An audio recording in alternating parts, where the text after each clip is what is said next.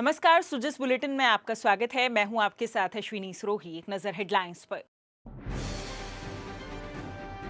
मुख्यमंत्री ने दी प्रदेशवासियों को शारदीय नवरात्र की शुभकामनाएं। नवरात्र स्थापना पर पूजा अर्चना कर प्रदेश की खुशहाली के लिए की कामना। मुख्यमंत्री ने मुख्यमंत्री निवास पर पौधारोपण कर दिया पर्यावरण संरक्षण का संदेश। आमजन से अधिक पेड़ लगाने का किया आह्वान। जीएसटी 2.0 से देश की अर्थव्यवस्था बनेगी मजबूत। जीएसटी की बदली स्लैब से रोटी, कपड़ा और मकान होंगे सस्ते। मुख्यमंत्री ने कहा, सभी मनाएं जीएसटी बचत उत्सव।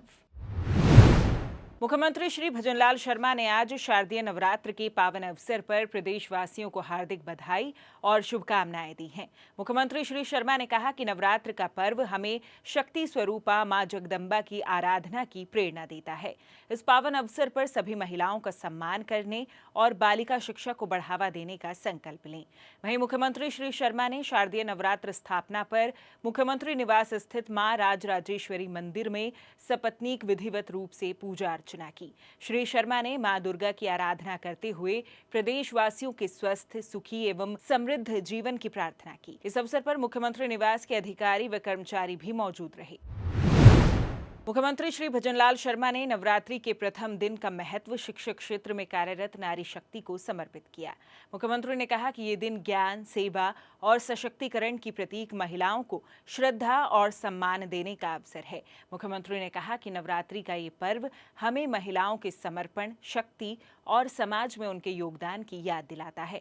उन्होंने सभी शिक्षिका और महिला कार्यकर्ताओं को शुभकामनाएं दी और उनके सशक्तिकरण में राज्य सरकार की प्रतिबद्धता दोहराई।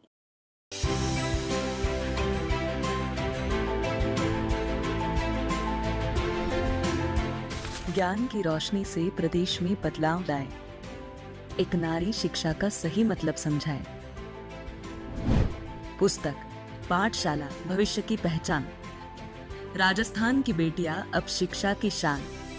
आज राजस्थान की बेटियां और महिलाएं शिक्षा की मशाल जलाकर हर घर को उजाला दे रही है। चाहे कक्षा में बच्चों को पढ़ाना हो, कॉलेजों में अनुसंधान करना हो या डिजिटल प्लेटफॉर्म्स पर ज्ञान साझा करना हो, महिलाएं शिक्षा की नई धुरी बन चुकी है। इनके प्रयास से शिक्षा अब केवल पढ़ाई तक सीमित नहीं, बल्कि आत्मनिर्भरता, आत्मविश्वास और अवसर का मार्ग बन चुकी है। राजस्थान सरकार की छात्रवृत्ति योजनाएं और डिजिटल शिक्षा की सुविधाएं इन नारियों को और सशक्त बना रही है। आज ये महिलाएं न केवल शिक्षक हैं, बल्कि मार्गदर्शक, प्रेरणा स्रोत और बदलाव की धुरी है। यही है राजस्थान की नवदुर्गा, जो हर दिन भविष्य की नई कहानी गढ़ रही है। मातृशक्ति समाज में मानवोचित गुणों के विकास का मुख्य स्रोत रही है। व्यक्ति को सुशिक्षित एवं सभ्य बनाने में नारी का बहुत बड़ा योगदान है। हर बच्चे के लिए उसकी माँ ही उसका प्रथम गुरु माना जाता है। मुख्यमंत्री श्री भजनलाल शर्मा ने आज मुख्यमंत्री निवास पर एक पेड़ मां के नाम अभियान के अंतर्गत आम के पौधों का रोपण कर पर्यावरण संरक्षण का संदेश दिया। ये कार्यक्रम प्रधानमंत्री श्री नरेंद्र मोदी के जन्म दिवस के उपलक्ष्य पर संचालित सेवा पखवाड़ा के तहत आयोजित किया गया। श्री शर्मा ने कहा कि व्यक्ति को स्वस्थ रखने में पर्यावरण संरक्षण की महत्वपूर्ण भूमिका है। हमें ज्यादा से ज्यादा पेड़ लगाने चाहिए ताकि प्रदूषण में कमी आए और जैव विविधता को बढ़ावा मिले। उन्होंने कहा कि राज्य सरकार राजस्थान को हरा भरा और खुशहाल प्रदेश बनाने के लिए पर्यावरण संरक्षण की दिशा में सतत रूप से कार्य कर रही है। आपको बता दें कि प्रधानमंत्री श्री नरेंद्र मोदी के एक पेड़ मां के नाम अभियान से प्रेरणा लेकर मुख्यमंत्री श्री भजनलाल शर्मा की पहल पर राज्य सरकार ने प्रदेश में मिशन हरियालो राजस्थान की शुरुआत की है। इस अभियान के तहत 5 साल में 50 करोड़ पौधे लगाए जाएंगे। पिछले वर्ष इस अभियान के अंतर्गत 7.5 करोड़ पौधे लगाए गए थे। वहीं इस वर्ष लगभग 11.5 करोड़ पौधे लगाए जा चुके हैं। मुख्यमंत्री श्री भजनलाल शर्मा ने कहा कि प्रधानमंत्री श्री नरेंद्र मोदी के जीएसटी स्लैब में परिवर्तन के ऐतिहासिक निर्णय से देश की अर्थव्यवस्था मजबूत बनेगी। आज के सूर्योदय से वस्तु और सेवा कर सुधार पूरे देश में जब प्रभावी रूप से लागू होगा तो इसका सबसे अधिक फायदा आमजन को मिलेगा। जीएसटी की स्लैब में बदलाव से आमजन के लिए सबसे अधिक उपयोगी रोटी, कपड़ा और मकान सस्ता होगा। उन्होंने कहा कि इस अवसर को विशेष रूप से व्यापारी और नागरिक जीएसटी बचत उत्सव के रूप में मनाएं। मुख्यमंत्री ने कहा कि जीएसटी स्लैब में बदलाव का आमजन के बीच प्रचार प्रसार किया जाए, नागरिकों को इससे होने वाली आर्थिक बचत और उसके फायदे भी बताए जाएं। उन्होंने कहा कि ऐतिहासिक जीएसटी रिफॉर्म के साथ ही अब व्यापारी व उद्योग संगठन देश व आमजन की आवश्यकता की वस्तुएं देश में ही निर्मित करने के काम को नई दिशा दें। साथ ही स्वदेशी के संकल्प को साकार बनाने के लिए आमजन भी देश में निर्मित वस्तुओं को खरीदें। मुख्यमंत्री ने कहा कि जीएसटी स्लैब में बदलाव का फायदा गरीब, किसान, महिला, दुकानदार और व्यापारी सहित सभी वर्गों को मिलेगा। इसी कड़ी में संसदीय कार्य, विधि एवं विधिक कार्य मंत्री श्री जोगाराम पटेल ने आज विधानसभा क्षेत्र लूणी के सर गांव में किसानों से संवाद कर जीएसटी रिफॉर्म पर व्यापक चर्चा की। उन्होंने किसानों को कृषि एवं डेयरी के क्षेत्र में नेक्स्ट जनरेशन जीएसटी रिफॉर्म से होने वाले फायदों के बारे में जानकारी दी।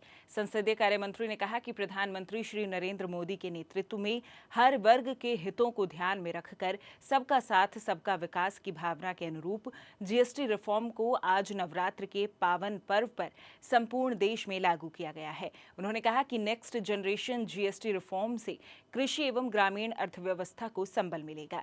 श्री पटेल ने कहा कि जीएसटी रिफॉर्म करोड़ों किसानों को सशक्त बनाने, डेयरी उत्पादों के मूल्य संवर्धन को बढ़ावा देने और डेयरी उत्पादों को हर घर के लिए अधिक किफायती बनाने की दिशा में एक महत्वपूर्ण कदम है। उन्होंने कहा कि जीएसटी रिफॉर्म से कृषि मशीनीकरण और आधुनिकीकरण को बढ़ावा मिलेगा। मुख्यमंत्री श्री भजनलाल शर्मा की प्रेरणा से जयपुर जिला प्रशासन द्वारा संचालित नरेगा आखर अभियान शिक्षा से सशक्तिकरण की दिशा में मील का पत्थर साबित हो रहा है।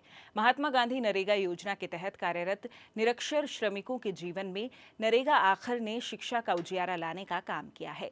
जयपुर जिला कलेक्टर डॉक्टर जितेंद्र कुमार सोनी के निर्देशन में संचालित नरेगा आखर अभियान के तहत जयपुर में कार्यरत 2,14,907 मनरेगा श्रमिकों में सर्वे के बाद 46,791 श्रमिक निरक्षर पाए गए। नरेगा आखर अभियान के तहत अब तक जयपुर जिले में प्रशिक्षण प्राप्त 3,866 मेंटो एवं कार्मिकों ने 45,840 मनरेगा श्रमिकों को उल्लास पोर्टल पर पंजीकृत करने के पश्चात 41,805 श्रमिकों को हस्ताक्षर करना, 35,713 श्रमिकों को सामान्य अक्षर ज्ञान, 27,611 श्रमिकों को बुनियादी संख्यात्मक ज्ञान हासिल करवाने में सफलता हासिल की है। नरेगा आखर अभियान की सफलता का अंदाजा इस बात से लगाया जा सकता है कि रविवार को आयोजित बुनियादी साक्षरता एवं संख्यात्मक असेसमेंट टेस्ट में 30,000 से अधिक मनरेगा श्रमिकों ने उत्साह, उमंग और उल्लास के साथ भाग लिया।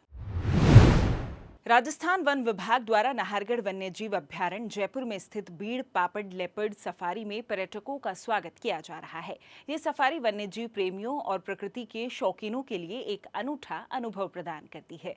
सफारी का समय सुबह 5 बजे से 7:30 बजे तक और शाम 5 बजे से 7:30 बजे तक निर्धारित किया गया है। भारतीय पर्यटकों के लिए प्रवेश शुल्क 1,200 रुपए प्रति व्यक्ति, जबकि विदेशी पर्यटकों के लिए शुल्क 2,500 रुपए प्रति व्यक्ति है।